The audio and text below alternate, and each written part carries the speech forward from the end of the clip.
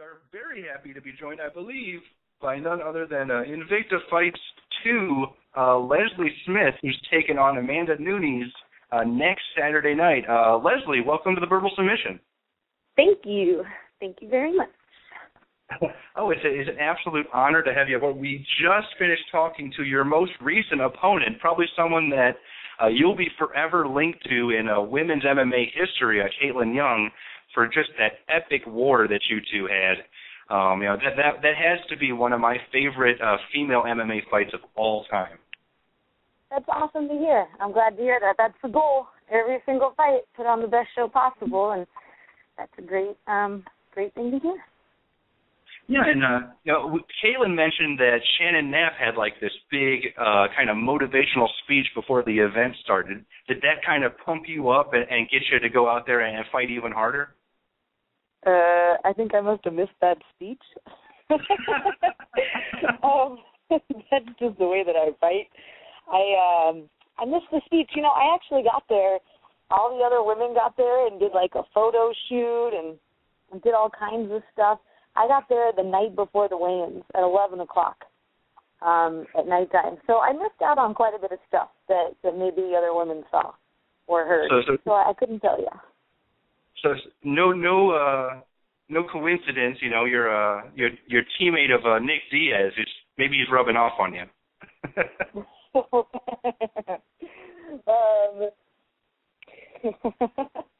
That's funny. Yeah. Now, let's talk briefly about that fight because I know we just talked to Kaitlin about it, but I gotta say, I love that they were calling you like Mini Diaz. I mean, you have to have some of the most high-volume attack of any fighter I've ever watched in female MMA. I mean, you're right up there with the guys, just constant barrage of punches. I can't believe you didn't get tired.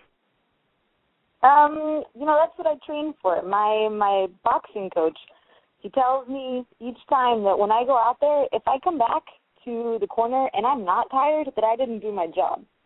That's my goal, is to make myself tired in every single round.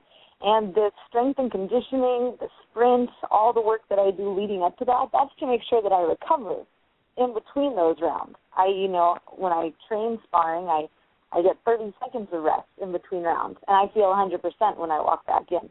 So I feel like I wouldn't be doing my job if I didn't go out there and get myself tired in between those rounds. Yeah, and we've got an interactive show here, so we've got some people in the chat room, and one of them has a question. Queen of Spades Fanatic wants to know, what were you and Kaitlin talking about right after the judge's decision? I can't completely remember. My brother asked me that, too. He asked me what I said to her. And I'm not sure. I think it was probably a bunch of mumbling and grumbling. I think I was pretty salty at first. It got a whole lot better when they said we were both going to get paid. I didn't mind quite so much after that. But, No, I don't know what the words were. There's no way you weren't both getting paid after that fight. Now, let's talk about what's going on now. I mean, you stepped in on relatively short notice to take on just a fierce warrior in Amanda Nunes. So, what kind of led to you getting on this show? Like, how were you the one that they ended up calling? I have no idea what kind of machinations. I don't know if I pronounced that right. I usually read it, but I have no idea what they were thinking that led to them calling me. But from my end, it was just a phone call. A phone call from Janet Martin, and she said, "Do you want to take this fight?" And I said, "Hell yeah, let's get a deal." Yeah, and I think that's really impressive because Amanda Nunes, she is a scary fighter. I know Alexis Davis kind of killed that legendary myth, that aura that she had around her a little bit. But, I think as Queen of Space Fanatics mentions, they knew that you two were going to be throwing down. Yes. Yeah, that's a guaranteed fireworks show. Some of the people on the, for the last fight, for the one between Kaitlin and I, the ones that I knew, that I talked to, that had seen me fight before, said that they thought they already knew ahead of time that was going to be the fight of the night, just knowing what they knew. And I think that in general, most people know that this one's going to be a pretty big deal too. Yeah, and I want to talk a little bit about your training, because most people that I know, in terms of cage fighters and everything, if they throw out the volume of attack that you are throwing out, they will be gassed by the end of the first round, just done. So I want to know, do you kind of follow along like what Nick and Nate do, like triathlons or anything, or what kind of specific training are you doing that's really helping out your conditioning and ability to be so active during a fight? I don't. I haven't done triathlons. I haven't necessarily trained long distance running. One of the things that I have in common with them that I think is a big factor is the way that I eat. My diet is incredibly clean. I eat fish and eggs and a little bit of dairy, but other than that, I'm vegetarian, and I try to stay away from gluten, and that's huge. That makes such a big difference. I was just reading an article talking about how people who don't eat meat have a longer endurance than people who do eat meat, and their recovery time is much faster. Your cells are just cleaner. There's less metabolic waste inside of your body that you have to sort through, and I think it leaves me with a lot more energy than most other people. And I'm really stubborn. I think that helps. Yeah, definitely. And I know that, like, outside of mixed martial arts, I mean, you have all kinds of different interests. I mean, you went back to school for chemistry and stuff. What is, like, one of the, I would say, this is like an embarrassing, revealing kind of thing, but what's like one of the most nerdiest things that you do in your spare time? I think they're all really nerdy. I think they're all equally nerdy. I like to read books, and I like to garden, and I like to bake. I think they're all pretty much on par for nerdiness. Now, I've read an article about you baking, and you said that you have a special brownie mix that you make for the fighters and everything. So I got to know what goes in to Leslie Smith's special brownies for Nick Diaz. That's a loaded question.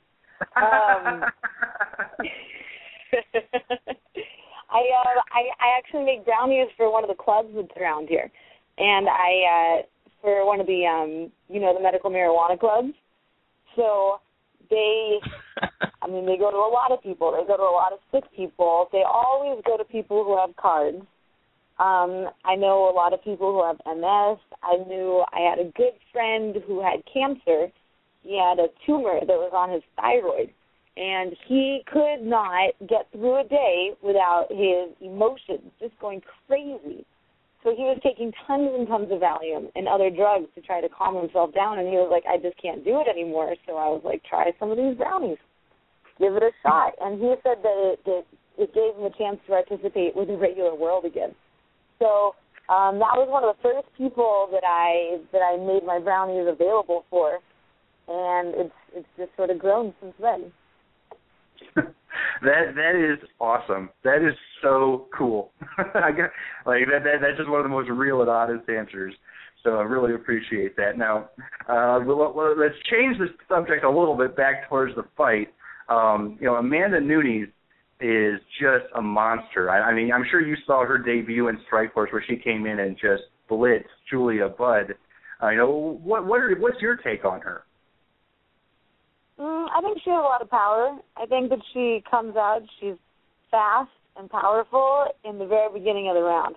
Her fight with Alexis was really telling in the difference in her speed by not even the second round, but by the end of the first round, from the beginning to the end of the first round and through that. So most of the fights that I've been able to see from her, it's been from behind, and it just shows her going straight forward and just charging, and you can only do that if the other person's backing up and backing up. So, I think that she's been able to use her power very, very effectively in most of her fights, and so it's going to be fun to see how it turns out in our fight. So do you think your elite conditioning is just going to be a huge factor in this fight, as long as she doesn't do something crazy in the first minute or so? Yeah, I think it always is. I think conditioning it's always big. Lots of times when you get to the higher level fights, as fights get to the fighters get more technical, as people get their games more well-rounded, it stops being who's gonna do something incredibly impressive, and it starts more being who's gonna do something that's really dumb, right? Like who's gonna mess something up, who's gonna get tired and make a mistake, and are you gonna be ready to capitalize on that mistake? And your mind stops working when you get tired. So the goal is to practice getting tired so much that your mind will never stop working, and you can be right there and ready to capitalize on the other person's mistake.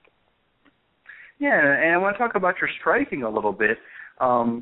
You've just got this awesome volume-based attack, and it's so fun to watch. Now, who is your primary striking coach? Is it the same boxing coach that Nick and Nate are always praising, or I know that you train at all kinds of different gyms around that area? I do train at a couple different places. I don't actually get to work with Richard Perez. I've worked with him a couple times, but I don't spend a lot of time with him. My boxing coach is actually Mario Lesperance. He was a boxing coach and a fighter at the Olympic Training Center for a long time. He had over 300 fights himself. He's a great coach, tons and tons of experience, and he's a lot of fun to work with. The throwing lots of volume thing, I kind of got that when I was in Thailand. One of the best women that I've sparred with was in Thailand, and my coaches were standing right there on the edge of the Thais. And after I just got creamed in the first round, they came over and they said, look, you just have to be aggressive. She's better than you. The only thing that you're going to have is aggression. So I've kind of carried that with me since then. Yeah, and I think, do you kind of take that Thai mentality of just insane offense? Like, that's what I've seen out of, like, every Thai kickboxing bout. It's just constant offense where they're always moving forward, and then just the person that's the more aggressive fighter ends up winning. So that's something that you kind of channel when you're in the cage? Yes, definitely. One of my favorite fighters, his name is Bobby. Give me a second. His name is Bobby Sor Udomsan. He's awesome. He's such a beast. If any of you guys are in front of your computers right now as you're listening, Google him, Bobby, B-O-V-Y. He is such a sick fighter. And he doesn't care about defending himself. He just cares about hitting the other guy. That's all he cares about. He just walks forward and attacks. Such an awesome fighter to watch. Such a cool dude. And it's really, really inspirational. So, yeah, I like to think that I carry a little bit of that with me. Yeah, and I know that Ronda Rousey came out and trained with the Diaz brothers for a while over at the Cesar Gracie Academy. Now, did you get a chance to work with her while she was over there, or were you kind of just bouncing around other gyms at the time? No, I've trained with her twice now, actually. She's got amazing takedowns. Her judo is great. Her jiu-jitsu is great. She's definitely on a whole other level. She wouldn't spar with me. I couldn't get her to put on the gloves either time.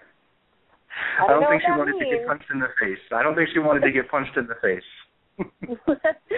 I was a little salty at first. I figured if I'm going to, be getting all these arm bars, the least I could do is punch the girl in the face. But it wasn't to be. But, yeah, no, she's a really impressive fighter. She's nice. She explains everything. She tries to demystify the stuff that she does because it does look really impressive, but she's willing to sit there and talk with you and work it out, which is nice. Mhm. Yeah, and what is your relationship like with all those guys out of the Cesar Gracie team? Like, you guys just pal around when you're not fighting? I know that those guys are just extremely close. They are. I'm not actually on the inside circle there. I spend more of my time up in Pleasant Hill, and I get to see them for the fighter trainings, which is really cool. And it's always a pleasure to get to be around them and see them and train with them. But it's not a day-to-day thing. It's not an everyday thing. Mhm. Yeah, and I want to talk a little bit about just the promotion Invicta. I know Kaitlin Young said that they treated her better than any other promotion by a landslide. Just they took care of everything. What was your experience like? I know that you kind of got there a little later than others, so did you kind of get the same treatment? Oh yeah, it was a great promotion to get to be on. We had House and Stitch from the UFC there wrapping our hands, which was super cool. They took care of everything. The transportation was nice. They had plenty of water. They really took care of us, which was nice. Wonderful. And you mentioned one of the fighters that you really look up to in the Thai kickboxing. Who is a female mixed martial artist that you kind of look up to? When my second pro fight, I fought against Kerry Vera. And before I had that fight, I spent a bunch of time on the computer looking her up, and I saw her fighting on Fight Girls and doing all these interviews, and I was like, wow, that's really cool. She's got a personality, She's she's an established fighter. And then I went to go fight her, and I remember thinking she's not that much bigger than me. And we were in the ring, and afterwards she came over to me, or the cage, I'm sorry.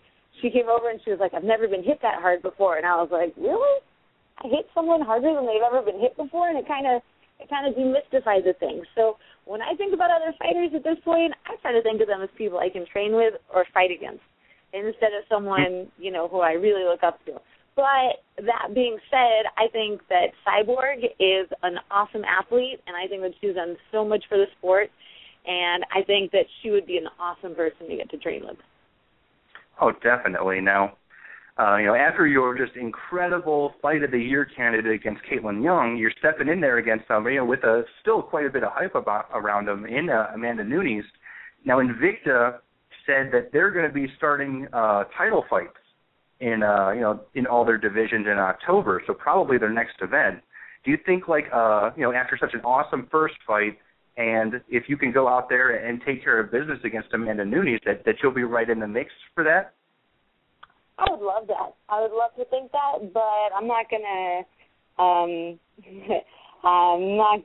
bet the house on it or anything. I don't know if I'm sure, actually, since we're talking on this station, my record is 3-2-1. So I'm clearly no promotion special girl. I've never had a promotion sitting there looking out for me, trying to make sure that I get the easy fights and trying to make sure that I get the padded record and trying to make sure that I look better than anybody else that I'm standing next to, So it's nothing that I'm going to assume is ever going to happen. And that's okay. That's not what I got into it for. It'd be cool, don't get me wrong, but I'm not going to assume that's going to happen. I don't think I'm going to be Invicta's golden girl. But I wouldn't be sad if I was. I will say, though, I think, after that incredible performance, I think you opened a lot of eyes, and there's going to be a lot of opportunities for you because of that. Well, thank you. I really appreciate it. And I really appreciate doing this interview. Thank you very much. Course. Oh, it's our treat. Now, this is a little bit more of stuff to get to know you a little bit better. Something I'm interested in is there's so many great pre-fight rituals. Like MMA fighters can be really superstitious. So do you kind of have anything that you have to do before a fight? Sleep? Eat? No, not really. I don't really have any of those superstitious things. When I was an amateur, we were getting ready. One of the red corner, blue corner, whatever, the pre-fight rooms. There is this guy. And he was a nice guy. He was actually on my team, but he had the worst smelling knee protection things. They were like neoprene, and we were in this room, and the window was locked. There was no way to get any air inside of it, and it smelled so bad. And we were like, dude, why? What is the point? And he was like, it's my pre-fight ritual. I never wash them. So I think that kind of got it out of my system. If I'd ever had any inclination to develop any kind of superstition, that right there made me think they were really stupid, and I've never moved past that. Oh, that is disgusting, and I'm glad that turned you away from it. Now, we've got a question here in the show thread. Queen of Spades Fanatic wants to know, what's your entrance theme? Is there like a specific song that you always come out to, or is it more, just whatever you're in the mood for? I like songs to make me happy. I've come out to The Doors. I've come out to there's a Michael Franti song that I came out to before. I came out to a Sublime song that was actually a Grateful Dead song. I just like to be happy when I'm in there. That's the whole point. I wouldn't be there if I wasn't happy. So whatever I can do to make it a more positive situation for me and for everybody else there, I just want the energy to be up. That's what I go for. Yeah, so I'm assuming, when the cage doors close, there's no escape anymore. You're staring down your opponent. You're just like this huge sense of calm, I'm assuming, and just extreme happiness. That's my guess. Yeah, that's a good one. I like that guess. All right, well, my last question I got for you, Leslie, when you're kind of picturing victory against Amanda Nunes next Saturday night, what do you see? Blood. Lots of blood. Blood and smiles. Lots of high fives. Awesome. And before we let you go, did you have any shout-outs to your trainers, your sponsors, or anything like that? Oh, yeah, totally. It's great to be a Gracie fighter. I want to say thanks to all the rest of the Gracie fighters for all their support and everything they do for me. My sponsors, LBR, Loyalty Before Royalty. You guys are awesome. And External, thanks a whole lot for being there for me the whole time. And then my two main coaches, Mario Lesperance for the boxing and Alessandro Fajeria in the jiu-jitsu. They're going to be with me in the corner, and I can't wait to make them proud. Yeah, and I can't wait to see it. I think that fight has a ton of potential for Fight of the Night again. So thank you so much for stopping by the show, Leslie, and best of luck next week against Amanda Nunes. Thank you. I appreciate it.